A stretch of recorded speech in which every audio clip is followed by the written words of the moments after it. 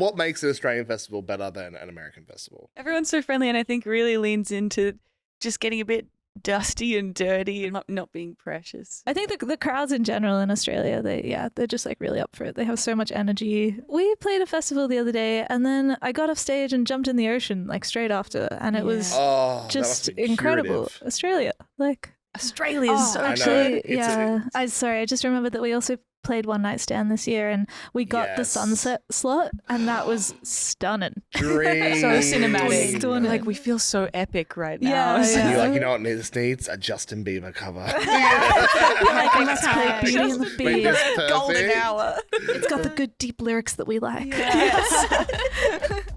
This episode of Music Bible is brought to you by End the Trend. As the festival season kicks off, Aussie music is playing everywhere.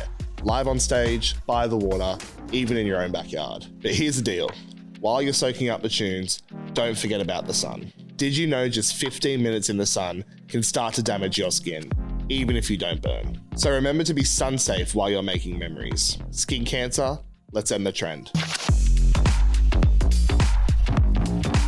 Hello and welcome back to Music Bible, where we peek inside the brains of those that shape Australian music, from up-and-comers to iconic artists and beyond. I'm your host, Jackson Langford, and today we're discussing all things pop music, all things Australian music, and all things festival season. And who better to do it with than Jade, Lauren, and Miranda, otherwise known as all 3/3 of Blusher. Hello. Hey, welcome. We are the 3/3. The 3/3 of the all? pie all together. So good. That's good. You have been very busy for the past 2 years. Hasn't really stopped. Yeah, the perception of time is just like non-existent. Yes. It's all a construct. It's not real. Nothing's ever real. But you know what is real? Our shared love for Australian music. And I want to know, individually, what was the first memory you guys have of falling in love with Australian music or an Australian artist? Miranda's like, got it. I remember one year, none of my friends were keen to go to Splendor, so I just went by myself and I camped. Respect. Because the lineup was really good and I was like, well, stuff you guys, whatever, I'll just go. And I camped near some like vague friends, sort of, but then I just kind of got to do my own thing and go in. And I remember going in like bang on midday for Wave Racer, who was playing, who I was obsessed with, and like expecting there to be a massive crowd.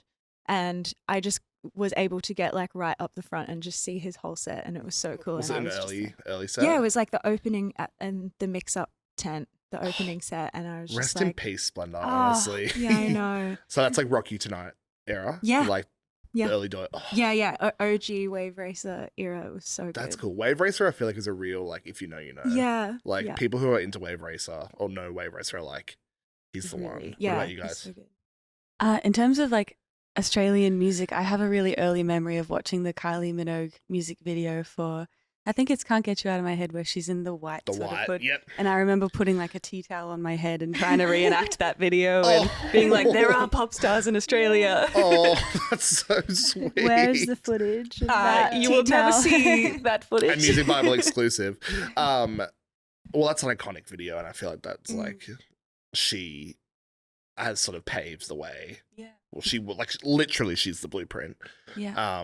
Mama. And you say that was like the first time you were like, oh, what a pop star. I think it was the first sort of like pop memory and experience of like, seeing Australian representation of that. Totally. I saw the Jungle Giants in Fortitude Valley when I was like 18. It was like my first gig pretty much. Oh my God, in their home turf. Yeah, it was amazing. I remember the crowd had so much energy, and we actually met them backstage at a festival the other day, and I had a chance to be like, you guys. You're the reason for I'm this. here, you're here. Oh, wow. All three very different answers.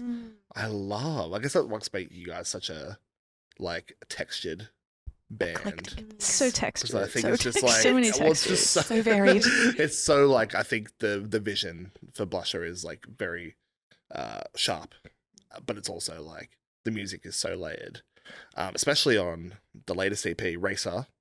And Racer is an apt name because you three have not stopped for the past 12 months specifically. Every time I see you, I'm like, oh yeah, we're flying out to London like tomorrow, and then we're back for like 2 weeks, and then we're in America. Like, first of all, how's your sleep schedule? Right now, not so good, I Okay. will say, but sometimes it's okay. It's very much, a life of extremes, and the sleeping pattern is constantly changing. And there's always, especially when we have a lot of shows in a row, Yeah. you have to figure out how to come down and how to sleep after that. Do you still get jet lag, or is it just like a constant state? Perpetually jet lagged. Okay. Oh my god. I feel like we're getting pretty good at it now, like in terms of jet lag. It's or like the whatever. sleeping strategically. Yeah, sleeping strategically, whatever like the muscle is in your brain that kind of stretches your sleep schedule is pretty limber in this band Yes. right now. But I feel like Racer as a concept definitely came out of us feeling like our lives were speeding up in a cool Yeah. way, and like the sonic world of Racer as well is pretty like bouncy. It's so fast paced. and, It's like hyperactive. It's Yeah. amazing. What's something about touring so much, especially internationally, that you'd think maybe the average fan or the average consumer wouldn't know about? It's just not as glamorous as you think. Yeah. Yeah, the sleeping thing, learning to just like fall asleep in places is such an important skill. Living Yeah. out of a suitcase and sort of sometimes forgetting where you are when you wake up, it's just like quite disorienting Wow. way to live. But is it Yeah. also like, are you three like spontaneous as people? Is it like keep you like, It's really it's almost fun. like you're addicted to the rush type vibe? Yeah, kind of. It's kind of nice because I feel like before we started doing this, we were definitely craving adventure, and now that is totally taken Well, be care careful of. what you wish it for. just, we're like, all right, well, that's good. But I think my qualm is the food. Let them know. People Let would them not know. Let it rip. People would not expect how how hard it is to try and like eat food while you're on tour, or like every meal is in an airport, and like Oh. so many of your meals are just at completely erratic times, and like sometimes you'll be doing stuff until 3 a.m, and then you're like, oh wow, that's random, I'm hungry, so I have to eat now. And it's just like, it's hard.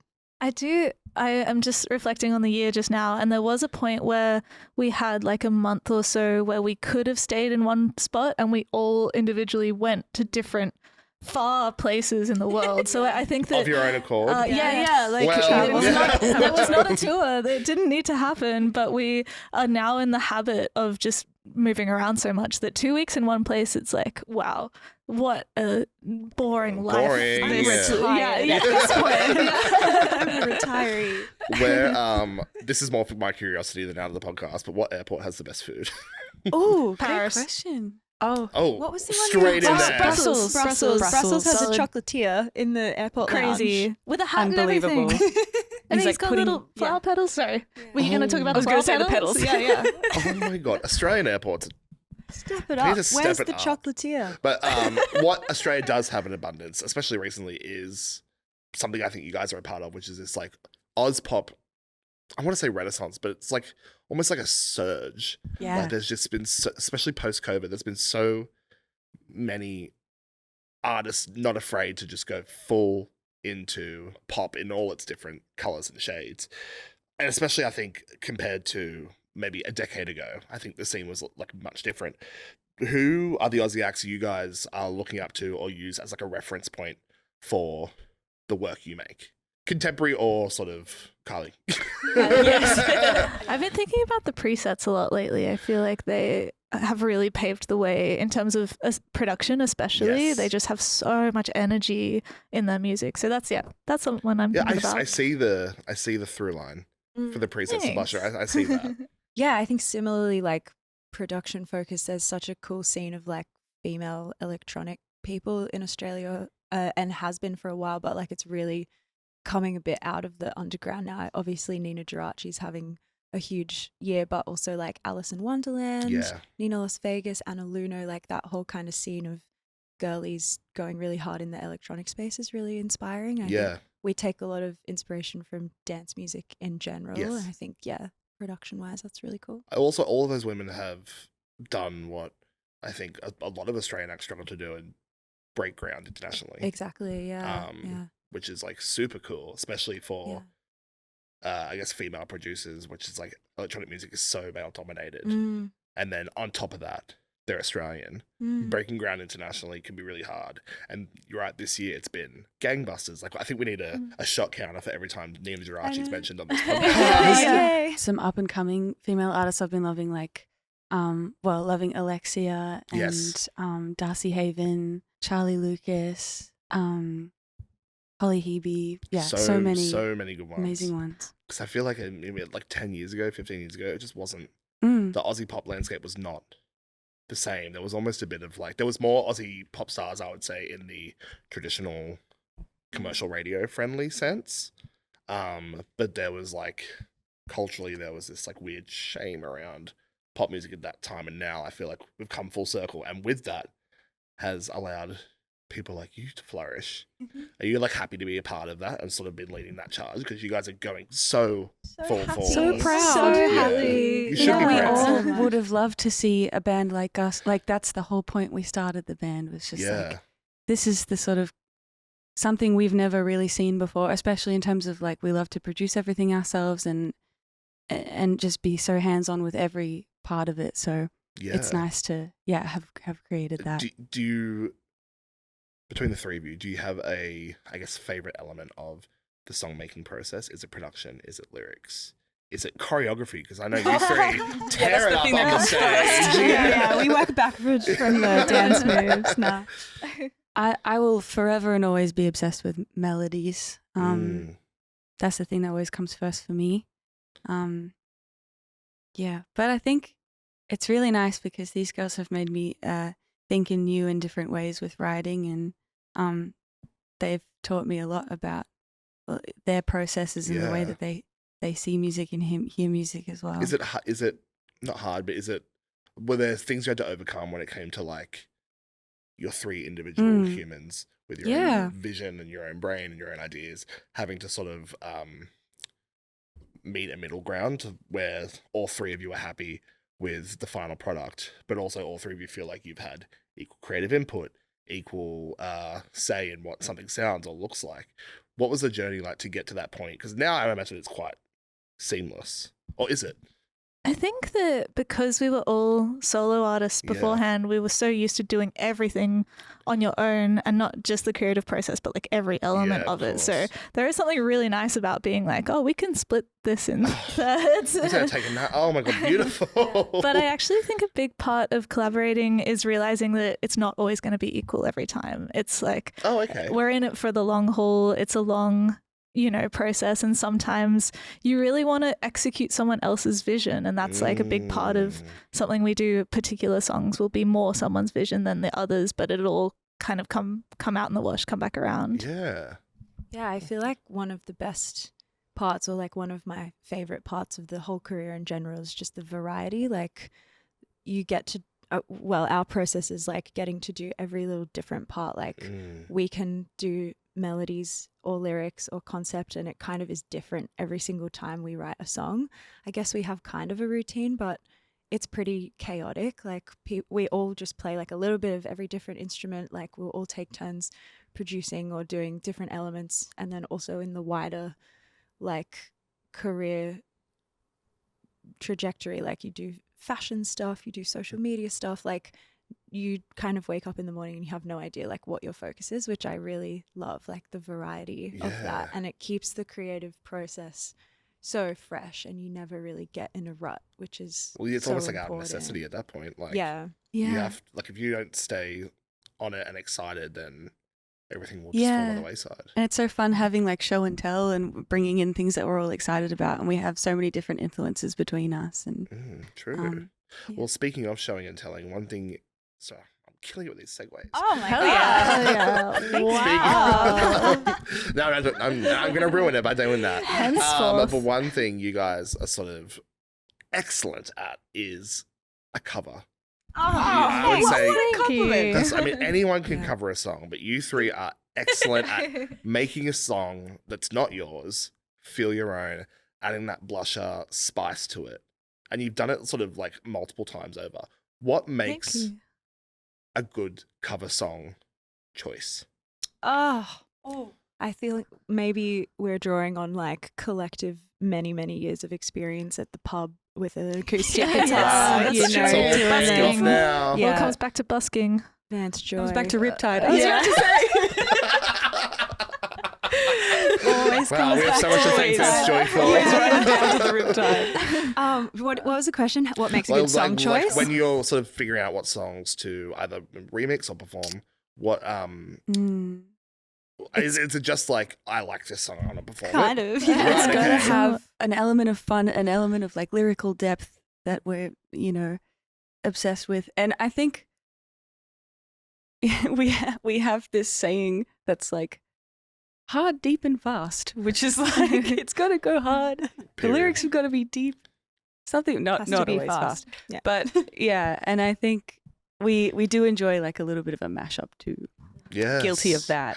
I think there's certain like when we are picking a cover, we do try a few Yeah. songs in the process, and there are certain songs that just have such good bones that even when you strip everything away and recreate it, you know that the chorus is going to hit really hard. And Yeah. I think that the songs that we've chosen to cover in our show especially were like they're just like golden in the way that they're written. So it's not even we're covering Diet Pepsi at the moment, and the process of making that was just so easy because that song is just carries like so yeah, it definitely helps to go with a song that's already a smash. Yeah, it already has the bones of a good. You're Has to be a trying smash. you're trying to reinvent a wheel and make a song better. Yeah. It's like making it This is your own. We do have some, like, there is a graveyard of ones that didn't work, Oh. though, so don't worry. There's a few. Give me We one. did a Give me Fleetwood Mac. We destroyed Fleetwood Mac. Yeah, having said Dreams, that, you can yeah. destroy a perfect Yeah. song. I think that's the other thing. Because we love these songs so much, we're not gonna like stop until they're amazing. We Yeah. will not destroy our favorite songs. So Do we need to apologise to Stevie Nicks and Lindsay Buckingham right sincere apologies. I hope you never hear it. It's in the Dropbox graveyard. So Yeah. that's Yeah, good. they're usually ones that we all three of us love. now? Fair enough. Well, may it rest in peace. Festival season is here, and while we're normalising good music, good friends, and good vibes, we're done normalising a suntan. That's a trend we're putting in the bin. So whether you're stage side or beach side, stay sun safe. Slip on some sun protective clothing, slop on SPF 50+, slap on a broad brim hat, seek shade, and slide on sunnies. Blusher, are you ready to get sidetracked? Always. Let's do it. Literally. Let's go. Yeah. Always. Wonderful. Side quests. This is our segment where I propose a prompt or a concept to you, and we just have a little yap about it. Wow. Love And this. it's all to do with Australian music as per. Now, you guys are about to take on the country by storm with Laneway. How exciting. But I want to pose a question to you. Should Australian festivals mandate tiered prices for time of entry? i.e., should tickets for festivals be cheaper the earlier you arrive? Oh, that's a great concept. I had never thought of this until a friend of mine had posed it to me literally yesterday, and I was like, that's what I'm going to ask them. It's like club entry. I feel like clubs do that a lot, where it's like before 10 p.m. you get in for half price or whatever. effectively the That's same a thing. good idea. Yeah, it's a really good way to encourage people to see the earlier acts. Listen, as the As early the early acts, acts. we would like to say yes, come early. My source for this question, she was living in the UK and she was saying that it's a big thing over there. Cool. But in Australia, I was like, that's unheard of. I've never heard of that. Here's the thing though. Does it pose a problem in the Australian summer? Yeah. If more people are It coming is early very on, hot. less prepared for the heat, they haven't slip, slop, slap, seeked. The thing is, we played in 37-degree heat the other day, 2:00, and it was packed. Yeah. Oh, really? Like there were so many people Damn. there. It was such a surprise. Outside? Yeah. Oh my goodness. Blusher fans. So go hard. I mean, yeah. What does that say about Us. Australian music No, it means fans are they pretty make tough. good I think. music yeah. and people will show up Yes. and, People come out. they do what they need to do to make sure that they're at a Blusher set. But I guess are there any... Buy a big hat. yeah, exactly. A huge, the brimmed world's hats. largest Big hat. Sombrero. Okay, if you come early, you get a free big hat. Yeah. See, that's a good system. And That's good sunscreen. incentive. Well, that's the other thing. Festivals could offer like, Umbrellas or something. something to just keep people shaded. Maybe a good idea is like you have to, when you're buying a ticket, you have to do a quiz like about the music on the lineup, and if you prove that you're actually about the culture, you get a little discount. Yeah, a dickhead surcharge, if you would. Yeah, that should be a thing for sure. Well, I guess do you think there are any cons to tiered pricing in that way? It feels a little wrong. Like, it feels a little bit like two people are getting the same same product essentially. It does feel a little unfair. I'm not sure. But also I feel like it's incentivizing, right? As opposed to like cheap scamming some people. I do think there are a bunch of artists that get booked for the midday main stage slot, and it's such a big, great opportunity, and something like this could mean that they were actually playing to the audience that they deserve, you know, like because it takes a lot of time and effort and work to get to a spot like that, and you rehearse and then you come out and there's like 4 people there because it's just the time slot. But well, on that front, if we speak about Laneway, the afternoon set this year, probably 2 p.m, 3 p.m, was a little underground artist called Olivia Dean. Who? Now, who's that? But now, all these months later, biggest artist in the world. Yeah, it was so many people's favorite from that laneway. I feel like everyone was just like, oh, crazy, but my favorite set was Olivia Dean. Well, do you guys have an early, you spoke about Wave Racer earlier, but do you have like an early festival set memory? I remember seeing Magdalena Bay not that long ago, like 2 years ago. I think it was at Falls when they did it at Sydney Maya Music Bowl. There was like no one there. It was like middle of the day for Magdalena Bay. And I was like, this is incredible. And there's like, and now I feel like they've had a really massive year in getting that recognition now. But well, it's also one of those things, it's a bit of like bragging rights. Like I saw them when they paid 20 people at like 1 p.m. or whatever. What about you? Oh, I can't think of someone, but I had tickets to see Billie Eilish when she played the Toff in Melbourne to like 200 people. Yeah. And that was, a real moment. Well, Billie Eilish is mine at Laneway, actually. Oh, true. She played 1 p.m. I think she was playing as I was arriving. That's awesome. And now it's like, well, like good luck seeing her out of bed before.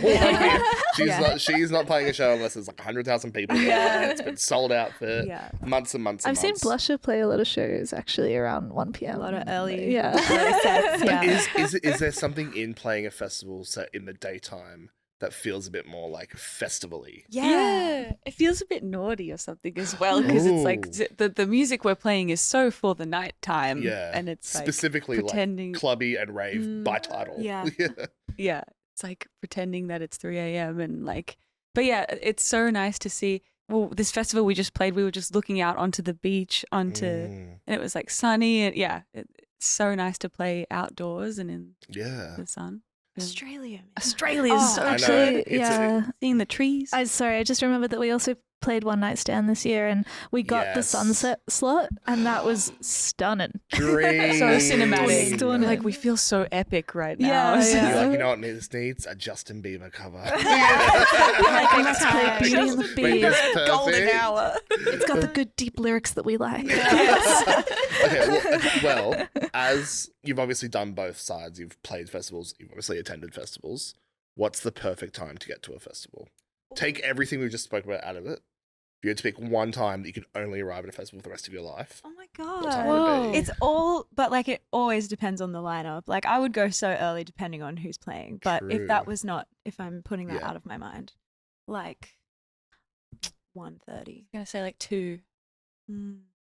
Depending who's playing. It's so hard. Yeah. You got to have enough stamina because you kind of have to go through waves of pacing yourself and seeing something, having a break, 2 maybe. Depends if you have the big hat or not. I think Yeah. that's going to make or break. Big hat changes everything. Well, have you guys done festivals overseas, specifically in Europe, where in Barcelona, those festivals don't start till 6 p.m.? Sick. We haven't really done a lot in Europe. We've done a few in the US, which were super fun, but also very sunny and hot. Right, but are they the same timing as Australian festivals? Yeah, similar. Are they better? Australia. There's no beach the there. best. Yeah, Australia's pretty amazing. What makes an Australian festival better than an American festival?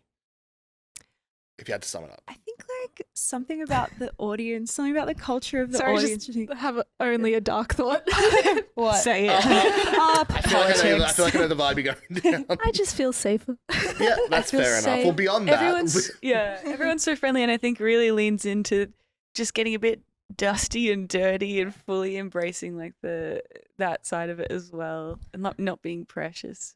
Yeah. It's just like We played a festival the other day, and then I got off stage and jumped in the ocean like straight after, and it was that just must be incredible. curative. Australia, like I think the crowds in general in Australia, they're just like really up for it. They have so much energy. I think there's something like so familiar because of us all kind of coming up in that scene and being music fans before we were doing music, like going to festivals, and that kind of being, at least for me, like the reason that I wanted to get into music. Like I would go to festivals with my friends and just be like such a fangirl and like so obsessed, which is funny because now I'm on the other side of it and I'm like, we're literally just I know, but free now idiots. you free the blind at leading the that blind. Like, for other people, Yeah. which must be like the most special feeling Which is in the so world. cool. The But dream. I feel like just having like grown up in that culture, there's something so nice about it. Just being like, I know exactly what your day is gonna feel like, and it's cool to be a part of it. Well put. That sounds special. Are you ready for our final segment? Yeah. This is our message in a bottle segment.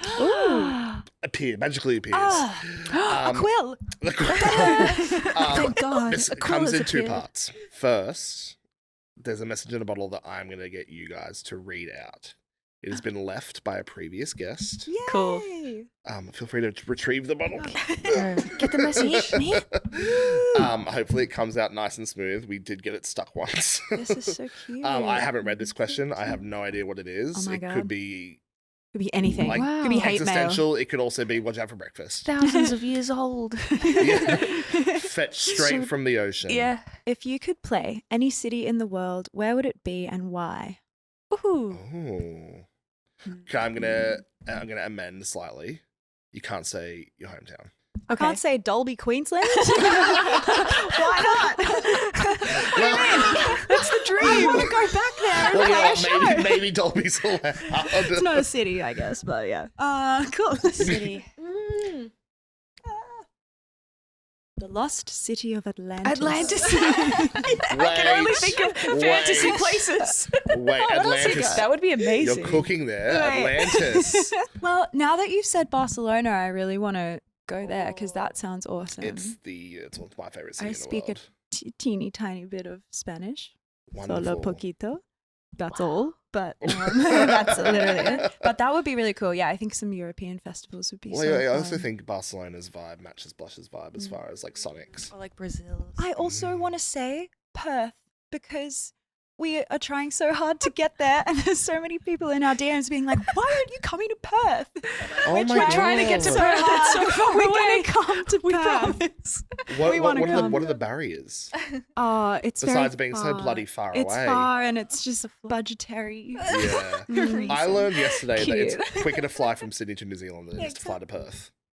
That's What? insane. I'm going to say, well, a dream of mine is just maybe playing Stockholm in Sweden. There's pop like there's a Becca. place that I want us to play, and it's like a sort of festival-y rave spot under a bridge in Stockholm that I would love for us to play because they have Love that. yeah.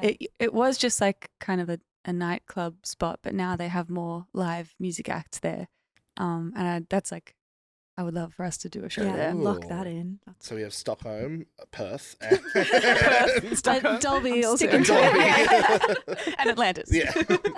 I am actually really looking forward to going back to New Zealand at some point. Yeah. I think New Zealand Nice. is so beautiful and the people are so lovely. Yeah, can't wait. On a mountain in There New you Zealand. go. Yeah, yeah. Can you guess what the second part of this segment is? Can we guess what it is? Can we guess what Is it it is? to We write have to write one. with the quill? Yes. I said that because I thought it was obvious. This is the trick. I Yes. thought we were going to plan a budget and a route to each city. The blusher tour: Yeah. Stockholm, Perth, Dolby, New Zealand, nowhere else. It would be Watch Sydney and Melbourne kick up a stink. It'd be so crazy to book a tour just around the comments, like who's requesting where, like just Brazil. No artist would ever leave Brazil. Yeah, Brazil and Perth always. Yeah. But yes, now I'm tasking you with writing a question for the next guest of this podcast. We don't know who it is. I It's don't just even a know who it is general. at this Okay, point. okay. Ooh, okay. What is the worst thing you've ever done? What's the most embarrassing moment of your How do you life? feel about your dad? But are you a child of divorce? Yeah. But you have to keep it a secret. I don't want to know. Oh, okay. Because then I get the element of surprise when I record. He knows all the good ones now. We can't use any of those. It's my favorite part of every episode because I'm just like, I don't know how to spell embarrassing. Consulting Double the R, brain's double S. trust. I wouldn't trust me to How do be you the one spell writing. embarrassing? I was an English teacher for a bit, and it was a real problem. Wow, like high school? English second language, yeah. Whoa. And that's every so now and then impressive. I would just like Google how to spell things before I wrote them on the board. Sorry, Look, what this they, has gone don't, what off they the don't know rails. won't hurt them. The band is good at many things, but struggles You, with you don't need to spell on stage. basic math, basic English. Look, that's why you Can't do it. That's why we you're creatives. became pop stars, yeah. Blusher, thank you so much for stopping by. This has been Thanks so so much for fun. having Thanks for us. having us. I hope you've had it. I hope you've had a great time. Congratulations on a huge year. And I mean, you're about to have a bigger one. So just strap in and get used to those strategic sleeps. Thank We you. will. We know everyone's going to go see you guys at Laneway Festival. But if you could just tell the people where they can find you on the social medias, etc. It's at blusher.mp3 on all social medias. MUSICbible Australia is a Val Morgan digital production and part of the LADbible Australia network. Make sure to hit subscribe or follow so you don't miss an episode. And if you like what you hear, rate us 5 stars and tell your friends to tune in.